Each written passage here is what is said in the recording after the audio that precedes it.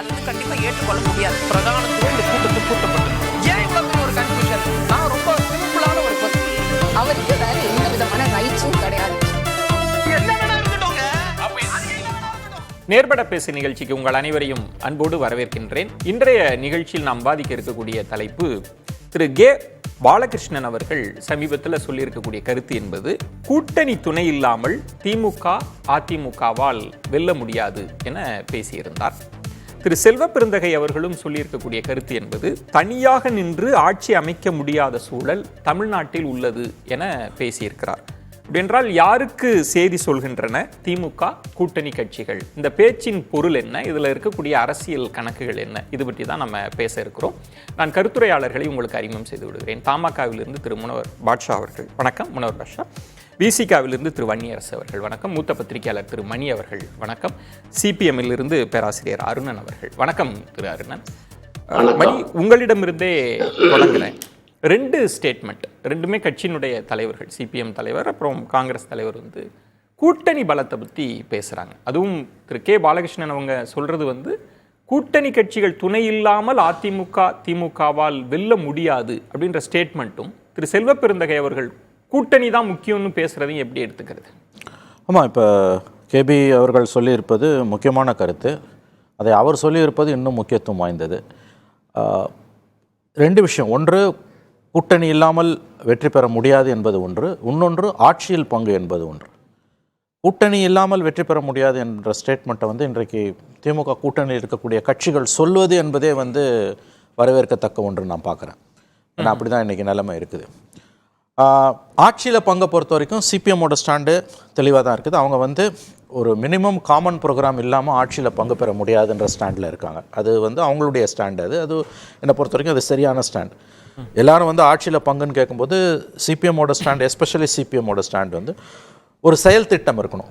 ஒரு செயல் திட்டத்தின் அடிப்படையில் நம்ம மக்கள்கிட்ட வாக்குகளை கேட்கணும். அதன் பிறகு வெற்றி பெற்ற பிறகு ஆட்சி அமைக்கணும்னா there must be common minimum program, ஒரு சிஎம்பி இருக்கணும் செயல் திட்டத்தின் அடிப்படையில். அதுதான் ஆக்சுவலாக ஒரு ஆரோக்கியமான அரசியல். ஏன்னா ஒரு நல்ல அரசுக்கான அடையாளம் என்பது ஒரு செயல் திட்டத்தின் அடிப்படையில் இயங்குறது கூட்டணியாக இருக்கும் பொழுது. ஆனால் முதல்ல சொன்ன விஷயம், அதாவது இப்போ கூட்டணி இல்லாமல் வெற்றி என்பது சாத்தியமில்லை என்பதை கேபி அவர்கள், பாலகிருஷ்ணன் அவர்கள் சொல்லியிருப்பது என்பதே வரவேற்கத்தக்க ஒன்று. அதாவது மறைமுகமான செய்தி பெரிய கட்சிகளுக்கு, இந்த இடத்துல திமுகவுக்கு எங்களுடைய உதவி இல்லாமல் நீங்கள் வெற்றி பெற முடியாது என்பது தான் அதில் இருக்கக்கூடிய கிளியர் மெசேஜ். 21க்கும் 26 தேர்தலுக்கும் கூட்டணி கட்சிகளோட போக்கில் ஏதாவது மாற்றம் இருப்பதா உணர்றீங்களா? 21ல் இது பெரிதாக பேசப்படலை. அப்போது பேசுபொருள் என்பது வேறொன்றாக இருந்தது. இப்போது ஏன் அதை அழுத்தமாக பேசுகிறாங்கன்னு நினைக்கிறீங்களா? அதாவது இப்போ ரெண்டு விஷயங்கள் வந்திருக்கு. ஒன்று, விஜய் அவர்களுடைய வருகை. அவர் முதல் மாநாட்டிலேயே நான் கூட்டணியில் ஆட்சியில் பங்கு கொடுக்க தயார்னு அவர் சொன்னார். அதன் பிறகு உங்களுக்கு தெரியும், விசிகாவில் ஆதவ் அர்ஜுனாவுடைய குரல் தொடர்ச்சியாக ஆட்சியில் பங்கு வேண்டும்னு அவர் தொடர்ச்சியாக பேசிகிட்டு இருக்கிறது, அதை வலியுறுத்தி அவர் பேசுறது. காங்கிரஸ்லேயே நீங்கள் பார்த்தீங்கன்னா ஜூன் 4ஆம் தேதி தேர்தல் முடிவுகளுக்கு பிறகு நம்முடைய கார்த்திக் சிதம்பரம் அவர்கள் ஆட்சியில் பங்கு வேண்டும் என்ற தொனியில் பேசினது. நம்முடைய இவர் செல்வ பெருந்தகையோட கூட்டத்திலையும் அத்தகைய குரல்கள் எழுந்தன. ஸோ விசிகா அண்ட் காங்கிரஸ்லேருந்து அந்த குரல்கள் வெளியில் வந்துக்கிட்டு தான் இருக்குது. அதாவது ஆட்சியில் பங்கு வேண்டும் என்கின்ற அந்த குரல்கள், அதாவது அதிகாரப்பூர்வமாக இல்லாட்டியும் அந்த கட்சிக்குள்ளே இருக்கக்கூடிய சிலர் அந்த குரலை எழுப்பிட்டு இந்த ஸ்டேட்மெண்ட் அதிகாரத்தில் பங்கை நோக்கி நகர்த்துறாங்களா? அதாவது சிபிஎம் அவங்க ஒருவேளை ஜெயிச்சு கூட்டணியை சிபிஎம் ஆதரவில் தான் ஒரு கவர்மெண்ட் இருக்கணும்னு ஒரு சூழல் வந்தால் கூட நான் அறிந்த வரையில் அவங்க அதிகாரத்தில் பங்கு பெற மாட்டாங்க. அவங்க வெளியிலேருந்து தான் ஆதரிப்பாங்க. ஏன்னா அவங்க ஒரு விஷயத்தில் தெளிவாக இருக்காங்க. ஒரு கவர்மெண்ட்டில் பார்ட்டிசிபேட் பண்ணுறதுன்றது வெறுமனே மெஜாரிட்டி இல்லாத கட்டத்தில் உள்ளே போய் சேர்ந்துக்கிறதுன்றது கிடையாது. ஒரு காமன் மினிமம் ப்ரோக்ராம் வேணும். ஒரு கொள்கைகளின் அடிப்படையில் தான் நம்ம சில கொள்கைகளின் அடிப்படையில் தான் நம்ம ஆட்சியில் பங்கு பெற முடியுன்றது தான் கிட்டத்தட்ட கடந்த 28 ஆண்டுகளாக 96ல் தேவேகவுடா ஐக்கிய குஜரால் கவர்மெண்ட்டில் கூட ஃபஸ்ட்டு ஜோதிபாஸ் அவர்களுக்கு அந்த வாய்ப்பு கொடுத்தப்போ அவங்க வேணான்னு பொலிட் பியூரோவை வீட்டோ பண்ணிச்சு. அதன் பிறகு நீங்கள் 2004ல் பார்த்தீங்கன்னா அது ஒரு சரியான பீரியட். 2004ல் வெளியிலேருந்து தான் அவங்க ஆதரவு கொடுத்தாங்களே ஒழிய அவங்க உள்ளே போகல. 96ல் சிபிஐ பங்கு பெற்றது. இந்திரஜித் குப்தா அமைச்சராக இருந்தார், சிபிஎம் பங்கு பெறல. சமீபத்தில் கூட அவங்களுடைய சிபிஎம் தலைவர்கள், தமிழ்நாடு தலைவர்களுடைய பேச்சுக்கள்லேருந்து நான் பார்ப்பது என்னென்னா, அப்படி ஒரு வாய்ப்பு வந்தால் கூட வந்து அவங்க அதை ஏற்றுக்கொள்ள தயாராக இல்லை. அவங்க வந்து ஒரு ஆட்சியில் பங்கு என்பது, அதிகாரத்தில் பங்கு என்பது சில கொள்கைகளின் திட்டங்களின் அடிப்படையிலான ஒரு விஷயமா பார்க்குறாங்க. அது ரொம்ப சரியான ஒரு ஸ்டாண்ட். சரியானதுன்னு சொல்றீங்க. இப்ப அதிமுக என்ன சொல்லுது, திமுக மீது வைக்கிற விமர்சனம், நீங்க கூட்டணி இருக்கிறதுனால தான் நீங்க ஜெயிக்கிறீங்க, உங்களால தனிச்சு ஜெயிக்க முடியாது அப்படின்னு ஒரு விமர்சனத்தை வைக்குது. நாங்க கூட ஜெயலலிதா அவர்கள் இருந்தப்ப நாங்க ஜெயிச்சிருக்கோம் அப்படின்னு. இப்போ கூட்டணிக்குள் இருந்து கொண்டே திமுகவால நாங்க இல்லாட்டி வெற்றி பெற முடியாது அப்படி ஒரு சூழல் தான் இருக்கு அப்படின்றது திமுகவை பலவீனப்படுத்தாதா? பலவீனப்படுத்துன்றதை விட அது ஒரு செய்தி சொல்றாங்க. எங்களை வந்து எங்களை வந்து டேக்கன் ஃபார் கிராண்டடா எடுத்துக்காதீங்கன்றாங்க. நீங்க வந்து இப்போ பாலகிருஷ்ணன் அவர் சொன்னாலும் சொல்லாட்டியும் கூட்டணி இல்லாமல் எந்த கட்சியான போத் டிஎம்கே அண்ட் ஏடிஎம்கே 2 பேராலையும் ஜெயிக்க முடியாது. 2016 ஜெயலலிதா அவர்கள் வெற்றி பெற்றப்ப கூட சிறிய கட்சிகள் கூட இருந்தன. நீங்கள் இப்போ கட்சிகளோட கூட்டணிகள் இல்லாமல் திமுகவோ அதிமுகவோ கலைஞரோ ஜெயலலிதாவோ எடப்பாடியோ ஸ்டாலினோ யாரும் ஜெயிக்க முடியாது. ஆனால் இன்னைக்கு அவர் ஏன் சொல்றாருன்றதான் முக்கியம். ஏன் சொல்றாருன்னா அது ஒரு திமுகவுக்கு மறைமுகமாக கொடுக்கக்கூடிய செய்தி தான் அது. ஆனால் அதிகாரத்தில் பங்குன்னு அவர் கேட்கல. அதை நம்ம இது ரெண்டுத்துக்குமான வித்தியாசத்தை. ஆனால் எங்களோட இம்பார்ட்டன்ஸ் தங்களுடைய இம்பார்ட்டன்ஸை அவர் வந்து வலியுறுத்துறாரு. ஒரு வழி இருக்கலாங்க. நான் இப்போ சொல்றேங்க உங்களுக்கு. இப்போ சாம்சங் பிரச்சனையில் வந்து தீர்வு கண்டதற்காக நம்முடைய முதலமைச்சர் அவர்களை சந்தித்து 2 இடதுசாரிகளும் விசிக தலைவர் நம்முடைய திருமாவர்கள்லாம் போய் நன்றி தெரிவித்தாங்க. ஆனால் அது செஞ்ச 3வது வாரமே சிபிஎம்மோட மாநில செயற்குழு கூட்டத்தில் அங்கே கொடுக்கப்பட்ட வாக்குறுதிகள் எதுவுமே நிறைவேறலை அப்படின்னு சொல்லிட்டு அவங்க ஒரு ஸ்டேட்மெண்ட் கொடுக்குறாங்க. அப்போ எதற்காக நீங்கள் நன்றி தெரிவித்தீர்கள்? இப்போ இந்த விஷயத்தில் நான் ஏன் இங்கே சொல்ல வரேன்னு கேட்டிங்கன்னா, இத்தகைய அரசியல் அதிருப்திகள் வந்து உங்களுக்கு இப்படித்தான் வெளிப்படும். பேசலாம். திரு அருணன் எப்படி புரிஞ்சுக்கிறது? 2 கட்சிகள் ஸ்டாண்ட் எடுத்திருக்கிறாங்க. இப்போ செல்வ பெருந்தகை அவர்கள் பேசினது, கே பாலகிருஷ்ணன் அவர்கள் பேசுறது அப்படின்னா வெளியிலிருந்து பார்க்கிறப்ப ஆமாங்க கூட்டணி இருந்தால் தானேங்க வெற்றி பெற முடியும்னு ஒரு பார்வை இருக்கலாம். ஆனால் என்ன உள்ளுக்குள்ள இருக்குன்னா, கூட்டணி துணை இல்லாமல் அதிமுக திமுகவால் வெல்லவே முடியாது அப்படின்னா அது என்ன செய்தியை சொல்லுது திரு அருணன்? இதுல ஒன்றும் செய்தி எது இல்லை Vijayan. It is a historic fact. இது ஒரு வரலாற்று உண்மை. 1967 இன்று வரை இப்ப கூட அதிமுக என்ன பண்ணுச்சு, நாங்க ஒரு மெகா கூட்டணி அமைப்போம் என்று கடந்த மக்களவை தேர்தல்ல சொல்லலையா? நாங்க பாஜகவுல இருந்து இப்ப விலகிட்டோம், ஆகவே அவர் ஒரு கணக்கு அல்லது கனவு, திமுக கூட்டணி இருக்க கட்சி எல்லாம் வந்துடும், இப்பதான் பாஜக இல்லையா? ஆகவே அதிமுக வந்து அவர் பத்திரிகையாளர் மணி சொன்னது போல அப்படி சொல்லுவாங்க, ஜெயலலிதா அம்மையார் தனித்து நின்று, அதுக்கு அவர் விளக்கம் சொன்னார். நீங்க பழைய கதை கூட வேணாம், இன்றைக்கு அதிமுகவின் நிலை என்ன? ஆக அவங்களே வந்து ஒரு கூட்டணி அமையாதான்னு அப்படி ஒரு துடிப்போட கடந்த மக்களவை தேர்தல் அது நடக்கல. இருந்த பாமகவும் பாஜக பக்கம் போயிடுச்சு, மிஞ்சினது தேமுதிக மட்டும்தான். இப்ப தேமுதிக இங்க இருக்க அதிமுகவோட தெரியாது. ஆகவே அதோடைய அர்த்தம் என்ன? அதிமுகவால் முடியாது. திமுகவுடைய வரலாறு மரபு 67 அண்ணா வகுத்த அந்த பாதை வந்து ஒரு கூட்டணியோடு அதை அமைத்து தொகுதி பங்கீடுகள் செய்து தேர்தலை சந்திப்பது, இதுதான் அவர் காட்டிய பாதை. அது இன்று வரை நடந்து கொண்டு. நான் மீண்டும் வரேன், காத்துருங்க. இன்னொரு பஷாப், இதை நீங்க எப்படி எடுத்துக்கிறீங்க? 2 கூட்டணி கட்சிகள், அதற்கு முன்பு விசிக வேறொரு தளத்திலிருந்து பேசினாங்க. இந்த கூட்டணி கட்சிகளின் குரலை எப்படி புரிஞ்சுக்கிறது? கூட்டணி கட்சிகளை பொறுத்தவரை அவர்களுக்கு மனதிலே அதிருப்திகள் இருக்கிறது. அதை வெளிப்படுத்த வேண்டிய நேரம் வருகின்ற பொழுது இடதுசாரி கம்யூனிஸ்டும் சரி அல்லது காங்கிரஸ் கட்சியினுடைய செல்வ பெருந்தகையும் சரி, விசிகாவை பொறுத்தவரை அவர்கள் ஆட்சியில் பங்கு என்கின்ற கோஷத்தை தலைவர் மூப்பனார் 1999 கூட்டணி அமைத்த காலத்திலிருந்து தொடர்ந்து சொல்லி கொண்டிருக்கிறார்கள். அந்த அடிப்படையில் இவர்கள் 1000 மன வருத்தங்கள் இருந்தாலும் கூட திராவிட முன்னேற்ற கழக கூட்டணியை விட்டு வெளியே வர மாட்டார்கள். ஏனென்று சொன்னால் அவர்களை பொறுத்தவரை இப்போ அருணனே பேசினார், அதிமுகவினுடைய குறைகளை தான் சொல்கிறாரே தவிர திராவிட முன்னேற்ற கழகத்தினுடைய ஆட்சியின் குறைகளை பற்றியோ அதை பற்றி அவர் விமர்சிக்க தயாராக இல்லை. ஏனென்று சொன்னால் அவர்கள் இப்படி பேசுவதன் மூலமாக அதிகமான உரிமைகளை பெற முடியுமா என்பதைத்தான் அவருடைய உரிமைன்னு எதை சொல்றீங்க? அதான் இடங்களை பெறுவது, அதிக சீட்டுகளை, அல்லது அவர்கள் இப்போ சாம்சங் பிரச்சனையை சொன்னார். இது மாதிரி பிரச்சனைகளில் கொடுத்த வாக்குறுதியை இந்த ஆட்சி நிறைவேற்றலை, அதனுடைய வெளிப்பாடு ஆதங்கத்தை வெளிப்படுத்துகின்ற வகையில் நம்முடைய பாலகிருஷ்ணன் அவர்கள் இதை சொல்லியிருக்கிறார். 2 திராவிட இயக்கங்களும் சரி கூட்டணி இல்லாமல் அரசியலை தமிழ்நாட்டிலே வெற்றிகரமாக நடத்திவிட முடியாது. அல்லது ஆட்சிக்கும் வர முடியாது. ஏனென்று சொன்னால் ஒரு பலமான கூட்டணி இருந்தால்தான் அதிகாரத்திற்கு வர முடியும் என்பதை தமிழ்நாட்டு மக்கள் உணர்ந்திருக்கிறார்கள். இன்னும் சொல்ல நீங்க சொன்னதுனால, நீங்க வரலாற்றை கோடிட்டு காண்பித்ததுனால நான் கேட்கிறேன், இதற்கு முன்பு கூட்டணியில் இருக்கக்கூடியவர்கள் இருந்தவர்கள், அது கலைஞர் கருணாநிதி காலமாக இருக்கலாம், அது ஜெயலலிதா அவங்க காலமாக இருக்கலாம், இது கூட்டணிக்குள் இருந்து கொண்டே பேசியிருக்காங்களா? தேர்தல் ஒரு வருஷம் வர்றதுக்கு முன்பாகவே இங்க பாருங்க, கூட்டணி தயவோட தான் வெற்றி பெற முடியும், கூட்டணி துணை இல்லாமல் வெற்றி பெற முடியாதுன்ற ஸ்டேட்மெண்ட் அப்பெல்லாம் வந்திருக்கா? அன்னைக்கு சார் தமிழ்நாட்டு அரசியல்ல ஒன்று காங்கிரஸ், திமுக, அதுக்கப்புறம் அண்ணா திமுக வந்தது. திமுக அதிமுகன்னு வச்சு பேசுவோம். திமுக அதிமுக வந்த பிறகு இன்னைக்கு ஒரு ஆப்ஷன் விஜய் ஒரு கட்சியை உருவாக்கி வெளியே வந்திருக்கார். அவர் மட்டும் இல்லாமல் அவர் கூட்டணி ஆட்சிக்கும் தயார்ன்றாரு.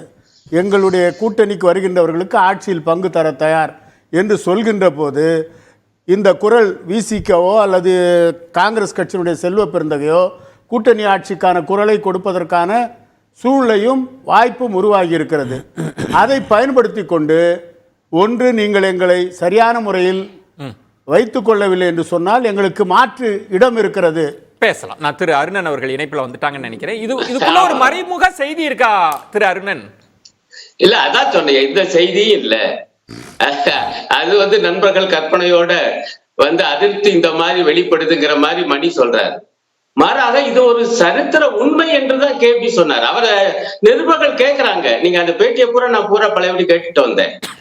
அவர்கிட்ட கேட்கும் பொழுது ஆமாங்கய்யா அது ஒரு உண்மை தானே, நீங்க ஆதி காலத்துல பாருங்க, அதான் நான் 67 இருந்து சொன்னேன். திமுகவும் சரி அதிமுகவும் சரி, இரண்டு கட்சிகளுமே இந்த கூட்டணியோடு தான் தேர்தலை சந்திச்சிருக்கு. இதுல கூட்டணிங்கிற வார்த்தையில நமக்கு ஒரு இது இருக்குது. இங்க தமிழ்நாட்டுல அமைஞ்ச கூட்டணிங்கிறது எப்படி? ஒரு பொது எதிரியை வீழ்த்த, இப்ப உதாரணம் பாஜக பொது எதிரி, அதை வீழ்த்துவதற்கு அதுல ஒப்புக்கொண்ட அந்த நோக்கத்துக்காக வரக்கூடிய கட்சிகள் எல்லாம் சேர்ந்து தொகுதிகளை பிரித்து கொண்டு வாக்கு கேட்பது. வெற்றி பெறும் பொழுது ஒரு கட்சிக்கு தனிப்பெரும்பான்மை கிடைக்கும் பொழுது அவங்க ஆட்சி அமைப்பாங்க. அந்த கூட்டணி தொடரும். சில நேரங்களில் தொடராமல் கூட போயிருக்குது, ஆனா பொதுவாக தொடரும். இன்னைக்கு அருமையாக தொடர்ந்து கொண்டு இருக்கு. இதுல ஒண்ணு செய்தி இல்லை, கேட்டதுக்கு அதான் அவர் சொல்றாரு, ஆமாங்கய்யா திமுக சரி அதிமுக சரி எப்பவுமே கூட்டணி அமைச்சுதான் தேர்தல். அதுல ரெண்டு விஷயம் இருக்கு திரு அருணன். ஒரே ஒரு பாயிண்ட். இதுல இடதுசாரிகள் சொல்லுகிற கூட்டணி என்பது, நான் தமிழ்நாட்டு அனுபவத்தை சொன்னேன். ஆனால் மேற்கு வங்கம், கேரளம், திரிபுராவுல நாங்க எங்க தலைமையில் அமைந்த கூட்டணி என்பது என்னன்னா, அதைத்தான் அவர் சரியா சொன்னாரு பத்திரிகையாளர் மணி. ஒரு குறைந்தபட்ச பொது திட்டத்தை தேர்தலுக்கு முன்பே உருவாக்கி அந்த திட்டத்தை ஒப்புக்கொள்கிற கட்சிகளுக்கு இடையே தொகுதி பங்கீடு செய்து மக்களிடம் சென்று நாங்கள் வெற்றி பெற்றால் இந்த கூட்டணி ஆட்சி அமைக்கும், அதுல ஒரு கட்சிக்கு தனிப்பெரும்பான்மை இருந்தாலும் இல்லாவிட்டாலும் இப்படி சொல்லி மக்களுடைய உத்தரவை வாங்கி அமைவது அந்த கூட்டணி, அந்த பாணி மேற்கு வங்கம், கேரளா. இங்க தமிழ்நாட்டுல அப்படி அமையல. அதைத்தான் அவர் சுட்டி காமிச்சார். உடனே ஐயோ இதுல ஒரு செய்தி இருக்கு, மறைமுக செய்தி. அதுக்குள்ள வரேன் திரு அருணன். நீங்க திமுக கூட்டணி இல்லாமல் ஒரு கட்சி பெருங்கட்சி, ரெண்டு பெருங்கட்சி இருந்தாலும் வெல்ல முடியாதுன்றது ஒரு ஸ்டேட்மெண்ட். அதிகாரத்தில் பங்கு குறித்து கேட்கிற போதே திரு கேபி அவர்கள் சொல்வது ஆமாங்க கூட்டணி துணையோடு தான் இவங்க ஜெயிக்கிறாங்க, அதான் வரலாறு, ஆனா ஆட்சியில பங்கு கொடுக்கறது இல்ல, என்ன செய்யறது அப்படின்னு ஒரு கேள்வியை கேட்கிறாங்களே, அப்ப ஒரு ஆதங்கம் இருக்கு. இல்ல கொஞ்சம் நான் அந்த கடைசி பகுதி கேட்டேன், என்ன செய்யறதுன்னு சொல்லல. அது என்ன சொன்னாங்கன்னு சொல்லுங்களேன் திரு அருணன். இதை சொல்றேன். ஆமா கூட்டணி துணையோடு தான் ஆட்சி அமைக்கிறாங்க, ஆட்சியை பிடிக்கிறாங்க, ஆனா தனியா தான் அவங்க ஆட்சியை அமைக்கிறாங்க. அது அவங்களுடைய கருத்து, அவங்க நிலைப்பாடு. இதுல நான் கருத்து சொல்ல ஏதுமில்லை. ஐயோ என்ன செய்யறது, எங்களுக்கு மத்திய. நீங்க வார்த்தைகளை ரொம்ப நுணுக்கமா பார்க்கக்கூடியவர். முதல் வார்த்தை கூட்டணி தயவோடு தான், சரி துணையோடு, தயவுன்ற வார்த்தையை தவிர்க்கிறேன், கூட்டணி துணையோடு தான் வெற்றி பெறுகிறார்கள் அப்படின்னு சொல்லிவிட்டு, ஆனா அதிகாரத்தில் பங்கு தரல, அது அவங்க நிலைப்பாடா இருக்குன்றது என்ன செய்தியை சொல்லுது சொல்லுங்களேன். இல்லங்க அவர் கேட்டதுக்கு என்னங்க தரமாட்டேங்கிறாங்கன்னா, ஆமா அது அவங்க நிலைப்பாடு. முதல்ல இதெல்லாம் விளக்கிட்டதுனால அதுக்குள்ள அவர் போகல. நீங்க அந்த பேட்டியை முழுசா பார்க்கணும். முதல்ல தெளிவா சொல்றாரு, எங்க நிலைப்பாடு தேர்தலுக்கு முன்பே குறைந்தபட்ச பொது திட்டத்தில் உருவானாதான் ஆட்சியில் நாங்கள் பங்கு பெறுவோம் அப்படின்ன பிறகு இதுல என்ன வருத்தமோ அல்லது அதிருப்தியை இந்த மாதிரி வெளிப்படுத்துகிற பாணி என்று நீங்களா கற்பனை பண்ண அதுக்கு நான் மீண்டும் ஒன்றை சொல்லுகிறேன், எங்களுடைய நிலைப்பாடு மிக தெளிவானது. இன்றைக்கு இந்திய மக்களின் பிரதான எதிரி பாஜக தான், அகில இந்திய அளவில் மட்டுமல்ல தமிழ்நாட்டிலும். ஆகவே மக்களவை தேர்தலில் மட்டுமல்ல வருகிற சட்டமன்ற தேர்தலிலும் பாஜக இங்கே காலூன்றி விடக் கூடாது தமிழ்நாட்டில் என்பதற்கு ஏற்பத்தான் எங்களுடைய அரசியல் உத்தி. அதன் அடிப்படையில் தான் அகில இந்திய அளவுல இந்தியா கூட்டணியில் இருக்கும். இந்தியா கூட்டணியுடைய ஒரு பகுதியாக திமுக கூட்டணி இருக்கு. இதுல நாங்க தொடர்கிறோம். திருமணி இப்ப திரும்ப 21 பேசலாம். திரு 21 இடத்தை தான் பேராசிரியரும் கோடிட்டு காண்பிக்கிறார். எங்களுக்கு பாஜக எதிர்ப்புன்ற ஒண்ணுதான். இந்த ஸ்டேட்மெண்ட்டுக்கெல்லாம் பெரிய அர்த்தங்கள்லாம் கிடையாது. அந்த எப்படி 21 அமைஞ்சதோ அதே மாதிரி தான் அமைய போகிறது. அப்படிதான் நாங்க பயணிக்க போகிறோன்றதை எப்படி புரிஞ்சு? இல்லை, அதுதான் உங்க ஸ்டாண்டு. அதில் மாற்று கருத்தில் நான் ஒன்றும் அதில் குறை காணல. அருணன் சொன்னதில் கூட்டணி இன்றி வெற்றி சாத்தியம் இல்லைன்னு ஒரு கொஸ்டினுக்கு ஒரு பதிலாக சொன்னாலுமே அதை சொல்றதுக்கே இன்னைக்கு கூட்டணியில் இருக்கக்கூடிய கட்சிகள் அவங்களுக்கு ஒரு தைரியம் வந்திருக்குன்னு தான் நான் பார்க்குறேன். வன்னியரசு மன்னிக்கணும், அப்படிதான் நான் இதை பார்க்குறேன். இதுவே ஒரு பெரிய ஸ்டேட்மெண்ட் தான்றதான் என்னுடைய பார்வை. மற்றபடி அவங்களோட ஸ்டாண்டில் பொலிட்டிக்கல் ஸ்டாண்டில் அவங்களுக்கு பிஜேபி தான் மெயின் எனிமி, சிபிஎம்முக்கு பிஜேபி தான் மெயின் எனிமி, விசிகாக்கு பிஜேபி தான் மெயின் எனிமின்றதுல எந்த மாற்று கருத்தும் கிடையாது. அதேமாதிரி ஆட்சியில் பங்கை பொறுத்த வரைக்கும் அவங்க பாலிசி இல்லாமல் போக மாட்டாங்க. மற்றவங்களை பற்றி என்னால் அந்த உத்தரவாதம் கொடுக்க முடியாது. அவங்களோட ஸ்டாண்டு வேற.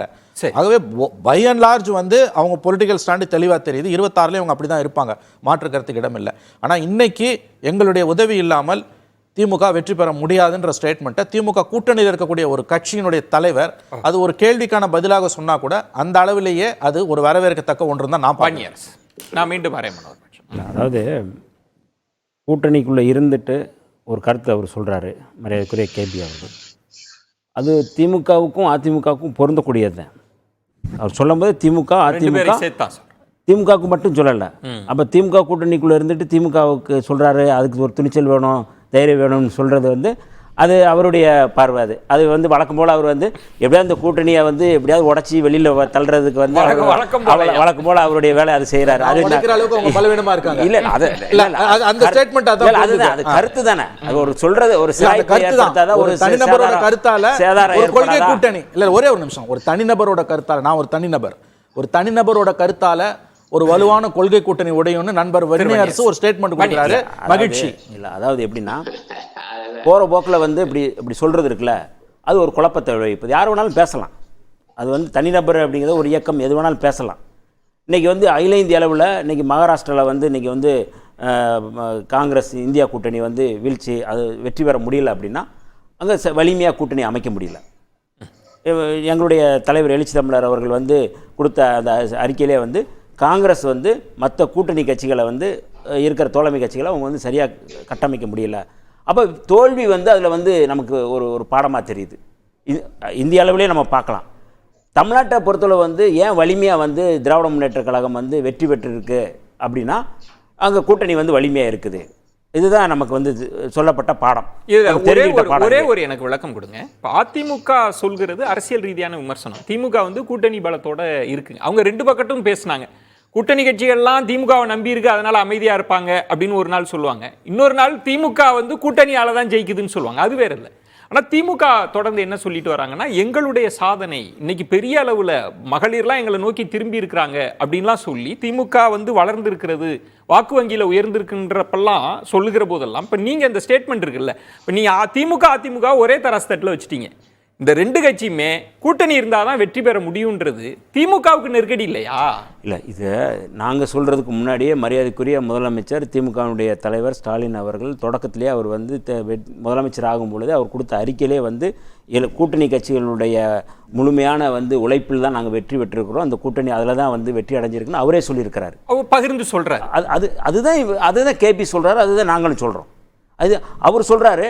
ஆனால் நாங்கள் அதை என்டாஸ் பண்ணி சொல்றது அப்படிங்கிறது அப்போ அதில் மட்டும் முரண்பாடை உருவாக்குறது. திமுக அதிமுக ரெண்டுமே கூட்டணியால தான் ஜெயிக்க முடியும், இல்லாட்டி ஜெயிக்க முடியாதுன்ற ஸ்டேட்மெண்ட் ஏதோ ஒரு வகையில் திமுக பலவீனம். நான் கேட்குறேன், திராவிடர் கழகத்திலிருந்து திமுகலேருந்து மதிமுக, அதுலேருந்து கட்சிகள் நிறையா வருது, உருவாயிருக்கு. காங்கிரஸ்லேருந்து தமாக, அகில இந்திய அளவிலே பல காங்கிரஸ் உடஞ்சி போயிருக்கு. அன்னைக்கு 2 கட்சி இருந்துச்சு, காங்கிரஸ் இருக்குது அப்படின்னா நீங்கள் வந்து அதுக்கு எதிராக வந்து மார்க்சிஸ்ட் கம்யூனிஸ்ட் கட்சி தான், ஜனசங்கத்திலேருந்து நீங்கள் வந்து ஜனதா கட்சி அதெல்லாம் வேற வரும்னு வச்சுக்கோங்க. தமிழ்நாட்டு சூழலில் கட்சிகள் உடைய வாக்கு வங்கிகள் வந்து பிரியுது. இது வெளிப்படையாக வந்து இது எல்லாருக்குமே தெரிஞ்சது தான். அப்போ வாக்கு வங்கி உள்ள இங்கேருந்து தான் அங்கே எல்லாருமே திமுக ஓட்டு தான் அதிமுக, அது திமுகவுக்கு எதிர்ப்பு ஓட்டு தான் அதிமுக. காங்கிரஸ்லேருந்து தமாக தான் காங்கிரஸ் மீதான அதிருப்தியில் தான் வந்து முழுக்க வந்து தமிழ் மாநில காங்கிரஸ் வாக்கு. அப்போ இந்த வாக்கு வங்கி உள்ள கட்சிகள்லாம் வந்து எங்கே போகும்? எல்லாம் பிரிஞ்சிருக்கு. அப்போ அந்தந்த கட்சிகள் வந்து அந்தந்த கொள்கை கோட்பாட்டோட நம்ம வந்து எப்படி மணி அவர்கள் சொன்னாரோ, எப்படி கொள்கை ரீதியாக வந்து எந்தெந்த கட்சிகள் சேர முடியுமோ அந்த கட்சிகளோட சேர்ந்து அந்த வாக்குகளை நம்ம வந்து போகிறோம். இது வந்து ரெண்டு விஷயம் சொல்றாங்கல்ல திரு வன்னியரசு, இப்படி பேசுவதன் மூலம் இது பொதுவாக இந்த விவாதத்தில் மட்டுமல்ல வெளியிலையும் என்ன சொல்றாங்கன்னா, இந்த முறை திமுக கூட்டணி கட்சிகளை திமுக 21 மாதிரி கையாள முடியாது, டேக்கன் ஃபார் கிராண்டட்னு எடுக்க முடியாது. ஒன்று, இவங்க அதிகாரத்தில் பங்குன்றது கூட வேண்டாம், அது இதில் இந்த முறை அதிக எதிர்பார்ப்புகள் கூட்டணிக்கு, அதுக்காக இப்பயே ஒரு அழுத்தத்தை கொடுக்குறாங்கன்ற ஒரு பார்வையும். முனவர் பாட்சா வந்து ஆப்ஷன் வந்து போச்சு, விஜய்ன்ற ஆப்ஷன், அதனால இன்னும் ஓங்கி ஒழிக்கிறாங்க திமுக கூட்டணி கட்சிகள்ன்றதை எப்படி எடுத்துக்கிறீங்க? இல்லை, அது தவறு இல்லை. நீங்கள் வந்து அது வந்து ஒரு கூட்டணி கட்சிகளுக்குள்ள பேசி கூடுதல் அதில் என்னங்க வலிமை, அவரவர்களுக்கான வலிமை இருக்குது, அவரவர்களுக்கான இடங்கள் இருக்குது, அவர்களுக்கான வெற்றி வாய்ப்பு இருக்குது. இப்போ நாங்கள் வெற்றி பெற்றிருக்கோம், நாங்கள் எங்களுடைய வாக்குகள் மட்டுமே போட்டு வெற்றி பெறதில்லை. திமுக வாக்குகள் அதில் இருக்குது, இடதுசாரிகள் வாக்குகள் இருக்குது, தமிழ் மாநில இது நம்ம தமிழக வாழ்வுரிமை கட்சியினுடைய வாக்குகள் இருக்குது, மதிமுக இருக்குது, காங்கிரஸ் இருக்குது. தமிழ்நாட்டை பொறுத்தளவு காங்கிரஸுக்குன்னு வாக்கு வங்கி இல்லை. காங்கிரஸுக்கு வந்து தனியாக நீங்கள் வந்து எப்படி நீங்கள் வந்து சொல்ல முடியாது. அவர் அந்த காங்கிரஸ் அப்படிங்கிற ஒரு பாரம்பரியமான ஒரு கட்சி, அதற்குன்னு ஒரு பெரிய செல்வாக்கு இருக்குது. அந்த செல்வாக்கின் அடிப்படையில் அது காங்கிரஸ் கட்சி உயிரோட்டமாக இருக்குது. ஆனால் செயல்பாட்டு அடிப்படையில் வந்து நீங்கள் பார்த்தீங்கன்னா அகில இந்திய அளவில் ஒரு இணக்கமாக வந்து காங்கிரஸ் வந்து ஒரு ஆக்கப்பூர்வமான செயல்பாடுகள் செய்யுது அப்படின்னா அது ராகுல் காந்தி அவர்கள் தான். அந்தனுடைய ஐக்கனை வச்சு தான், அந்த அடையாளத்தை வச்சு தான் வந்து எல்லா இடங்களையும் செயல்பட்டு இருக்கிறாங்க. அதுதான் போய்கிட்டு இருக்கு. அதனால் வாக்கு வங்கிகள் வந்து வலிமையாக இந்த பார்வை வந்து கூடும். அதில் எந்த மாற்று கருத்து? இப்போ திரு அருணன் அவர்கள், வன்னியரசு அவங்க 2 பேருமே கூட்டணியில் இருக்கிறவங்க தான்.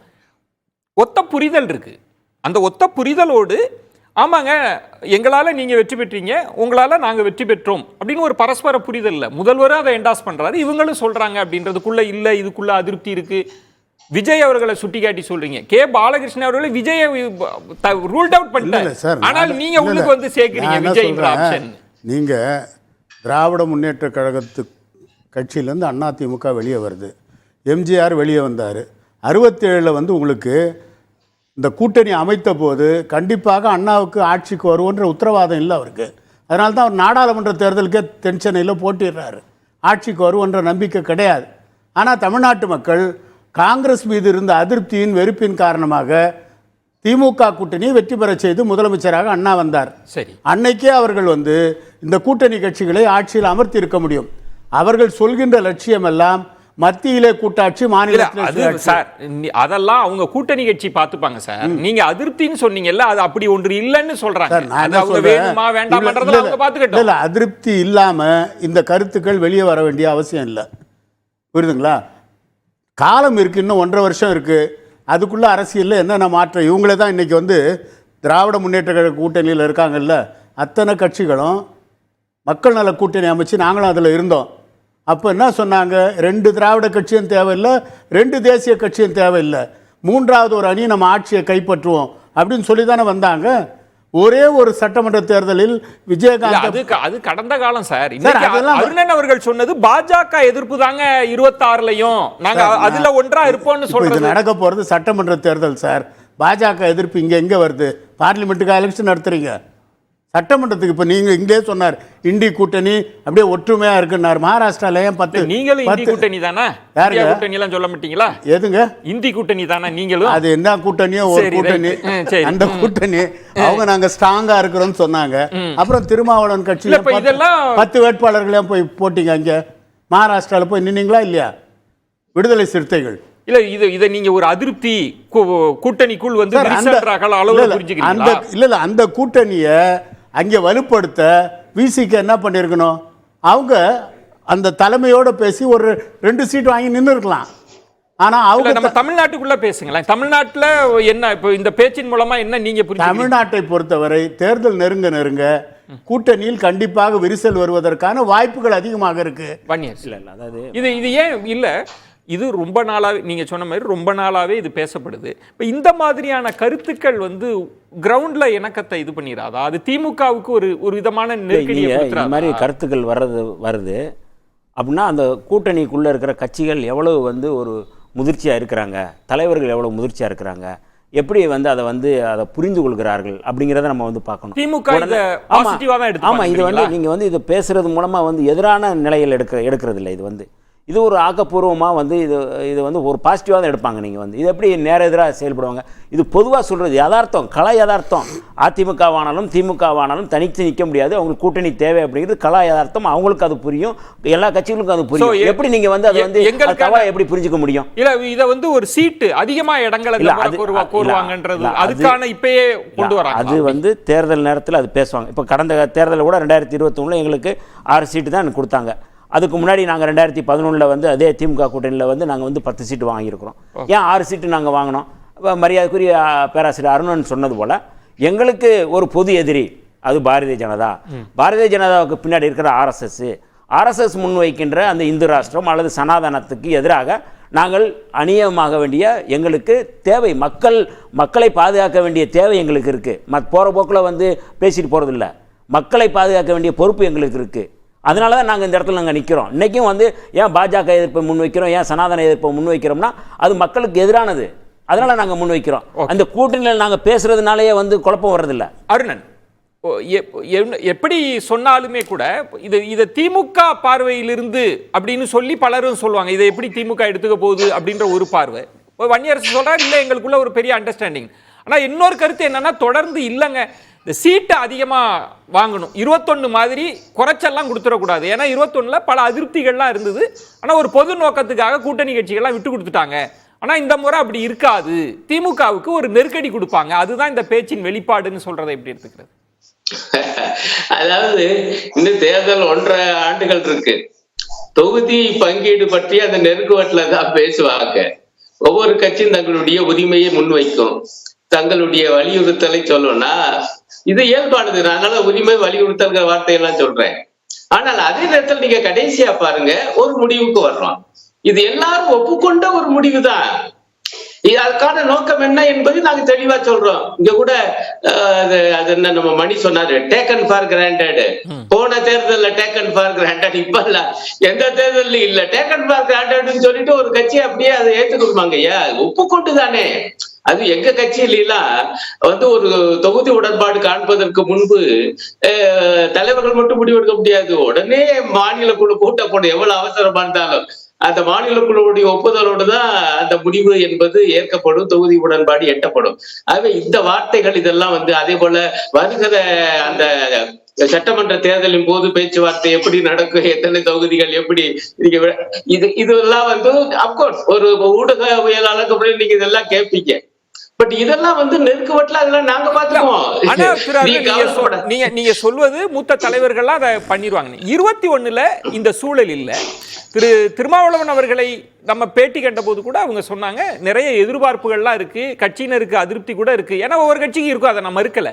ஆனா என்ன சொன்னாங்கன்னா, ஒரு பொது நோக்கத்துக்காக நம்ம விட்டு கொடுத்துருக்கிறோம், பொது நோக்கத்துக்காக விட்டு கொடுத்துருக்கோம் அப்படின்னு பல கட்சிகள் சொன்னாங்க பேட்டி எடுக்கிற போது. இன்னைக்கு அந்த தன்மையில் இல்ல இப்ப சூழல் மாறி இருக்குன்னு சொல்ல வரீங்களான்றது தானே அதுக்குள்ள இருக்கிற. பாஜக ஆபத்து என்பது இன்னும் அதிகமா இருக்கு. 3வது முறையா வந்துட்டாரு.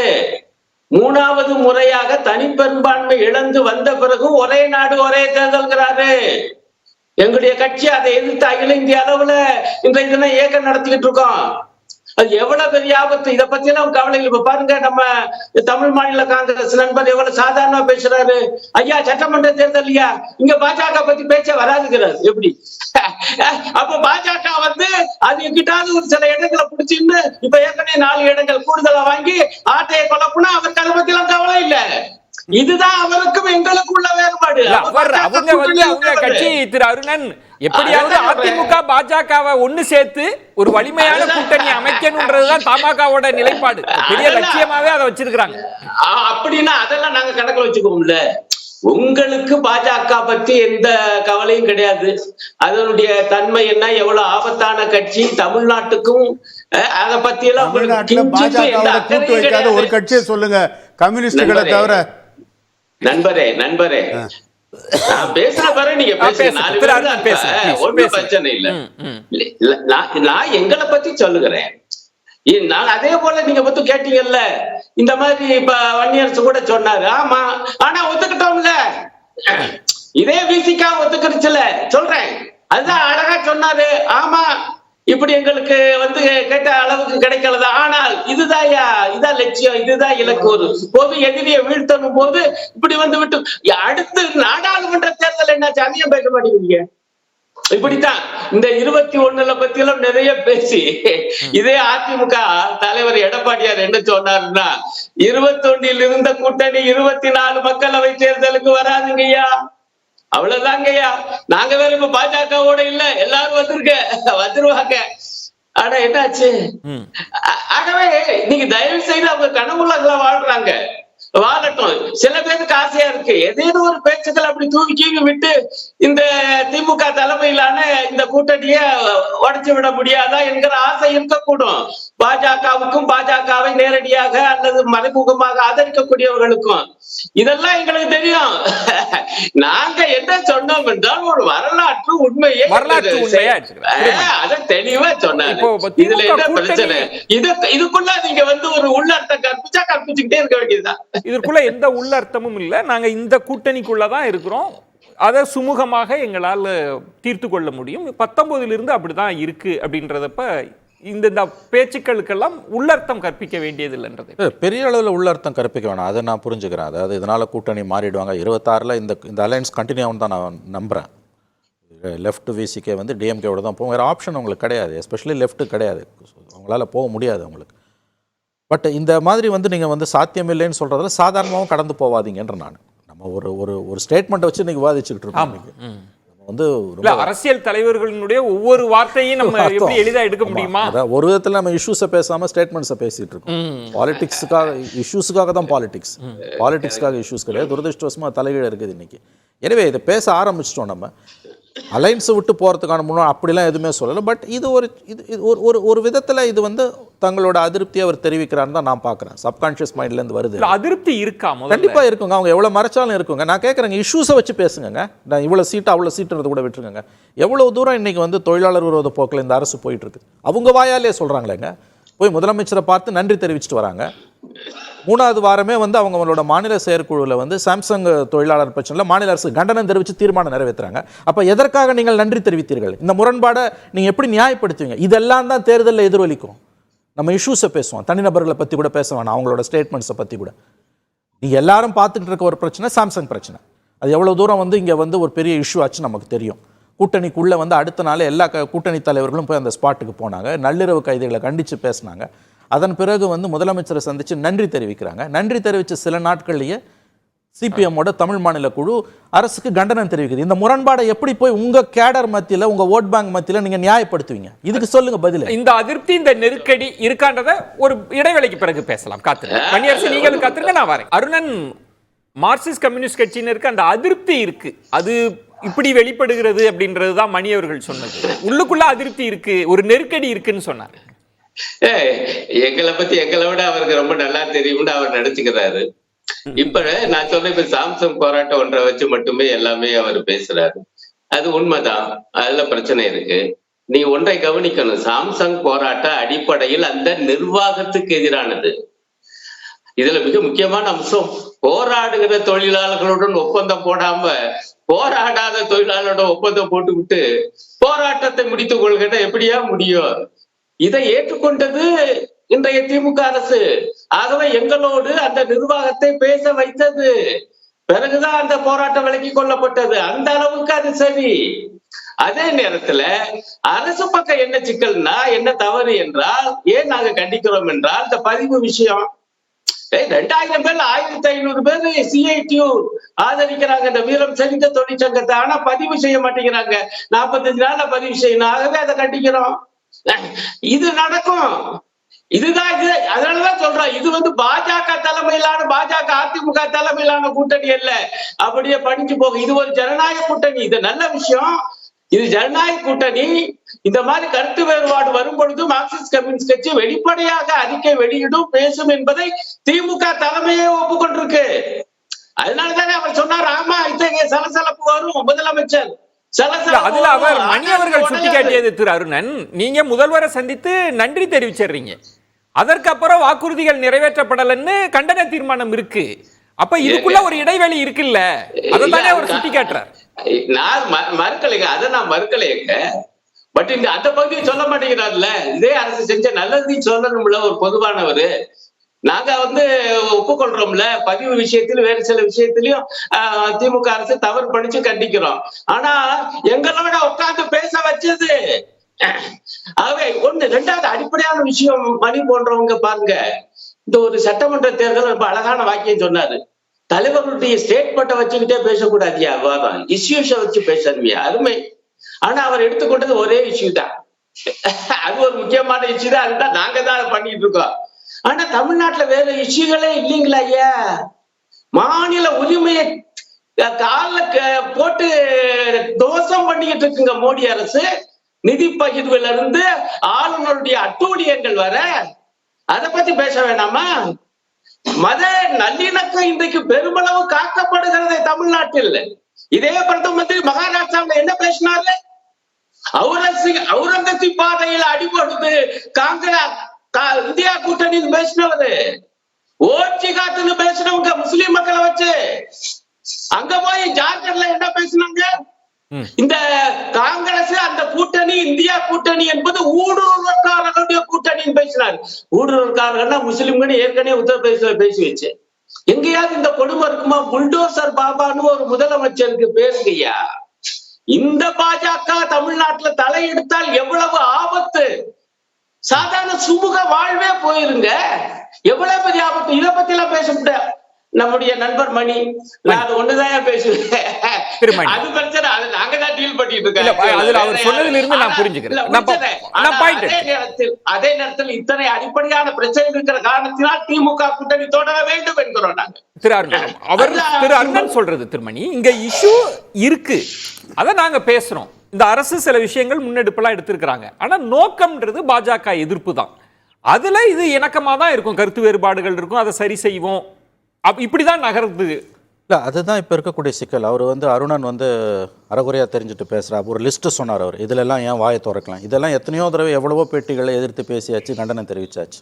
என்னுடைய பாஜக எதிர்ப்புக்கு இல்லை, என்னோட பாஜக எதிர்ப்புக்கு யாரோட சர்டிஃபிகேட்டும் எனக்கு தேவையில்லை. என்னை அறிந்தவர்களுக்கு அது நன்றாக தெரியும். சீரியஸாக சொல்ல, நான் என்னுடைய பாஜக எதிர்ப்புக்கு யாருடைய நற்சான்று பட்டிதலும் எனக்கு தேவையில்லை. என்னை அறிந்தவர்களுக்கு அது தெரியும். ஒன்று ஞாபகம் வச்சுக்கோங்க, பாசிசத்துக்கு எதிரான போராட்டத்தில் தூய்மையான நிர்வாகம் என்பது அடிப்படை தேவை. அதை காம்ப்ரமைஸ் பண்ணிக்கிட்டு லோக்கல் இஷ்யூஸில் வாரிசு அரசியல் ஏற்று பேசாமல் உள்ளூர் பிரச்சனைகளை நீங்கள் காம்ப்ரமைஸ் பண்ணிக்கிட்டு அதை மட்டுமே பேசிகிட்டு இருந்தீங்கன்னா இங்கே தோற்று போவீங்க. அதுதான் இதில் இருக்கக்கூடிய விஷயம். இதை நீங்கள் முதல்ல புரிஞ்சுக்கணும். எல்லாத்துக்கும் நீங்கள் அங்கே நடக்கிறத சொல்கிறீங்க. அங்கே நடக்கிறத யார் ஆதரிச்சா? எங்கேயாவது ஒரே ஒரு ஸ்டேட்மெண்ட் பிஜேபியோட இந்த அட்டூழியங்களை ஆதரித்து நானோ அல்லது என்னை ஒத்த சிந்தனை உள்ளவர்களோ பேசியிருக்காங்கன்னு ஒரு உதாரணத்தை காட்ட முடியுமா அருணனால்? ஆகவே இது புரிஞ்சுக்கோங்க. ஃபாசிசத்துக்கு எதிரான போராட்டத்தில் மறுபடியும் சொல்கிறேன், இங்கே ஒரு தூய்மையான கவர்மெண்ட் இருக்கணும், இங்கே ஒரு வாரிசு அரசியல் இல்லாத சூழல் இருக்கணும். இது எல்லாத்தையும் நீங்கள் அனுமதிச்சுக்கிட்டு அதை மட்டுமே ஏற்று பேசுனீங்கன்னா இங்கே உங்களுடைய களத்தை நீங்கள் இழந்துருவீங்க. இன்றைக்கு சாம்சங் தொழிலாளர் பிரச்சனை உட்பட அவர்களுடைய சிஐடியோட நிலைப்பாடும் சிபிஎம்மோட நிலைப்பாட்டிலும் எவ்வளவோ வேறுபாடுகள் இருக்குது.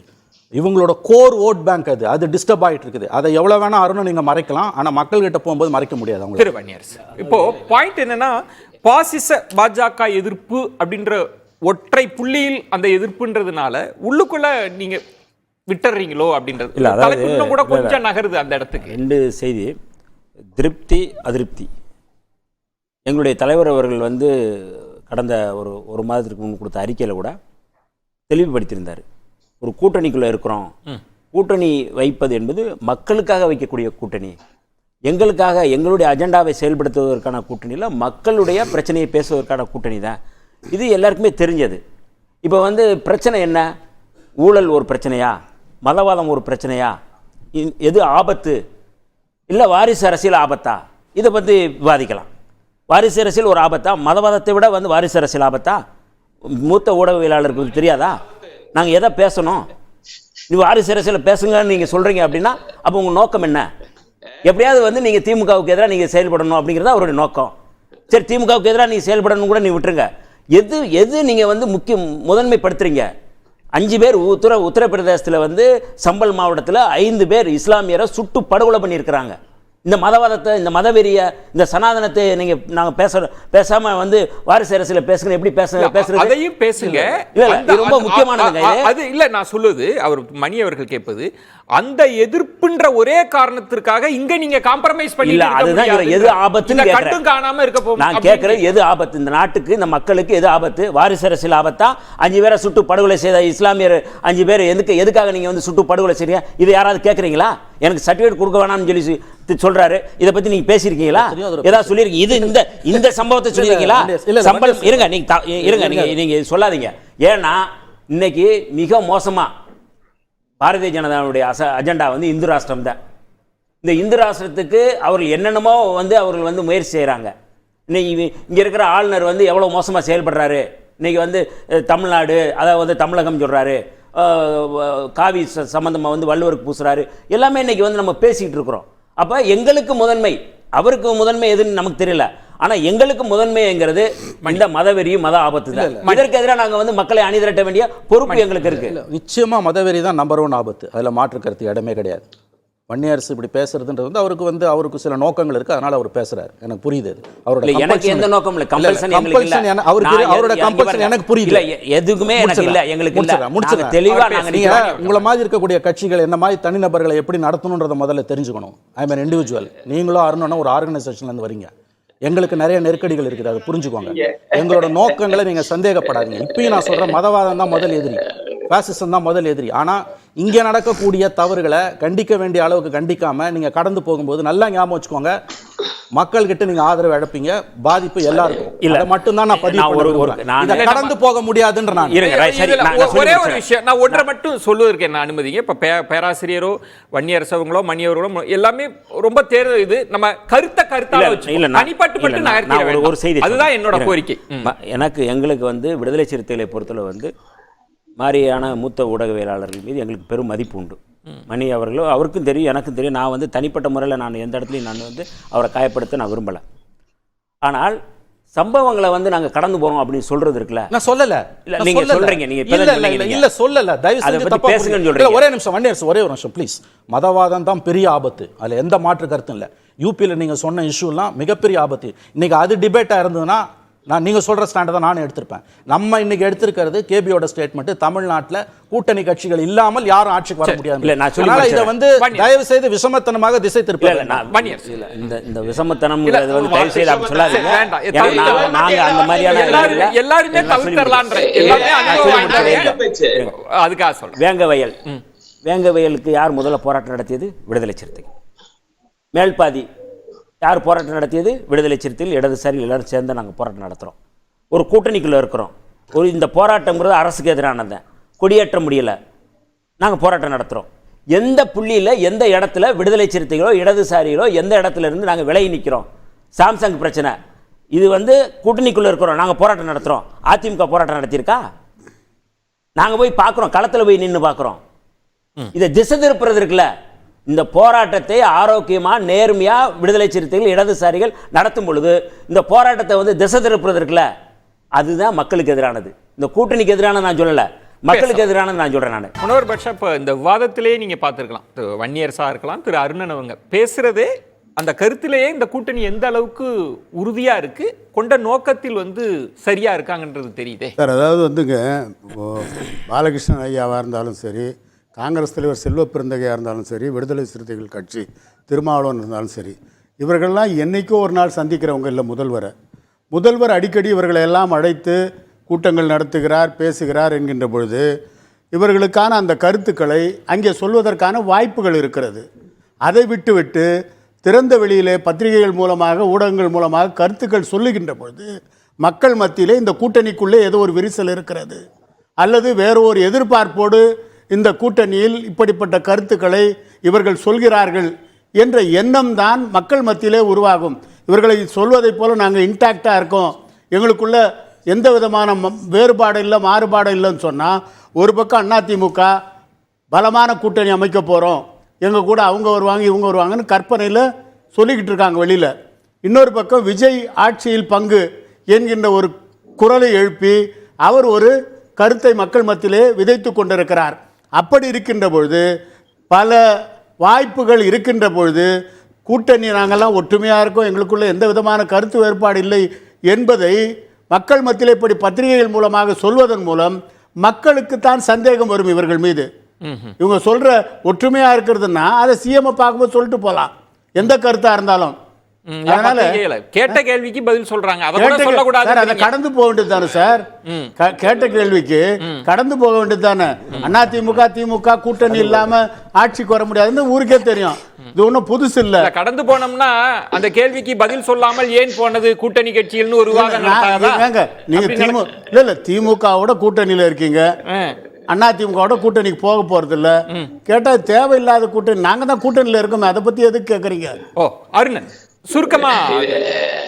இல்ல அதாவது இப்ப நீங்களே சொன்னீங்க பாருங்க, மணி என்னையா நீங்க என்னென்னலாம் பிரச்சனைகள் இருக்கு அதெல்லாம் கடுமையா தாக்கி பேசணும்யா, இல்லாட்டி உங்களுக்கு ஓட்டு விழு குறைஞ்சு போமியான்னு அவர் பாவம் எங்களுமே ரொம்ப ஆசையோடு அனுதாபத்தோடு பேசுறாராம். அவர் என்ன சொல்றாரு, கூட்டணியில இருந்தா இதை பத்தி பேசவே கூடாதியா, இது தமிழ் மாநில காங்கிரஸ். ஆனா இந்த ரெண்டு நிலைப்பாட்டையும் நாங்க நிராகரிக்கிறோம். இப்ப நான் அறகுறையா தெரிஞ்சுக்கிட்டு பேசுறேன்னு நண்பர் மணி சொன்னாரு. நான் சொல்றேன், அவர் அரைக்கால்வாசி கூட தெரியாம தான் பேசுறாரு. இது அரசியல் கூட்டணி தேர்தலை பத்தி பேசுறோம், மாநிலத்துல பாஜக வரக்கூடாதுன்னு பாஜக பத்தி விஷயத்தையும் பேசணும்ல, அவர் பேசவே இல்லை.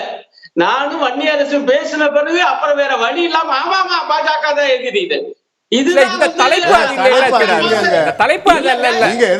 பாஜக தான் பேசுவீங்க. இல்லங்க, இந்த தலைப்புக்குள்ள அதான வருது. திமுக கூட்டணிய பிரதான நோக்கமே தமிழ்நாட்டுல பாஜக கால் ஊன்ற விடக்கூடாதுங்களையா, அதைத்தானே நாங்க அடிப்படையா வச்சு பேசுறோம்.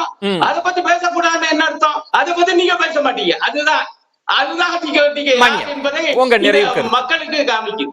மணி, உங்க நிறைவு கருத்து ஏதாவது சொல்ல? இல்லை, நிறைவு கருத்துன்றது அவர் அருணன் மறுபடியும் சொல்கிறான், அவர் தவறாக புரிந்து கொண்டு பேசுகிறார். இந்த மாதிரியான இந்தியாவில் இருக்கக்கூடிய ரொம்ப ஒரு இக்கட்டான சூழ்நிலையில் தனிநபர்களோட ரோலும் பெரிய ரோலு. இந்த பிஜேபியை ஃபைட் பண்ணுறது எந்த கட்சிக்கும் யாரும் மொத்தமாக குத்தகை கொண்டு விடலை, யாருக்கும் யாரும் சர்டிஃபிகேட் கொடுக்க வேண்டிய அவசியமும் கிடையாது. எல்லாரும் அவங்கவுங்க வேலையை பார்த்துட்டு ஒழுங்காக செஞ்சாங்கன்னா போதும். நான் கூட்டணிக்குள்ள குழப்பங்கள் அப்படி இருக்குன்னு வச்சுக்கோங்களேன். கடந்த உள்ளாட்சி தேர்தலில் விடுதலை சிறுத்தைகள் நின்ற இடங்களில் திமுக நின்றுருக்கு, இடதுசாரிகள் நின்ற இடங்களையும் திமுக நின்றுருக்கு.